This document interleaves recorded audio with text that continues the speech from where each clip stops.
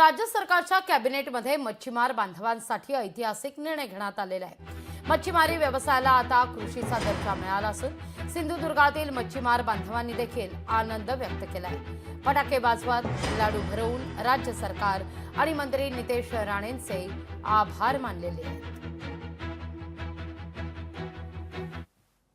आजपर्यंत मच्छीमारांना कोण वाली नव्हता, पण कोणत्याही वादळाची नुकसान भरपाई असेल किंवा इतर शासकीय योजना असतील या सर्व शेतकऱ्यांना मिळायच्या, पण मच्छीमाराला मिळायचा नाही। त्यामुळे आजपासून या निर्णयामुळे मच्छीमार हा खरोखर नुसता जगणार नाही तर मोठा होणार आहे।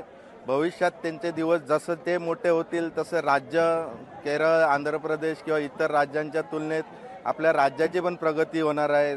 मच्छीमारांच्या आर्थिक जीवनामध्ये प्रगती होणार आहे। आजपर्यंत मच्छीचा व्यवसाय चाललेला आहे, भरपूर चालत आहे, पण त्याचा जर काय त्याला भाव पाहिजे, रेट पाहिजे, तो रेट त्या पद्धतीत मिळत नाही। कारण डिझेलचे भाव वाढले आहेत, त्यामुळे इथे आम्हाला त्याच्या तुलनेत काय माशाला रेट मिळत नाही आणि त्यामुळे परवडत नाही। मग तो आजपर्यंत जास्तीत जास्त फायदा काय असेल तो कृषी शेतकऱ्यांना होत होता। मग तो आता ह्या निर्णयामुळे त्याचा जास्तीत जास्त फायदा आम्हाला मच्छीमारांना होईल।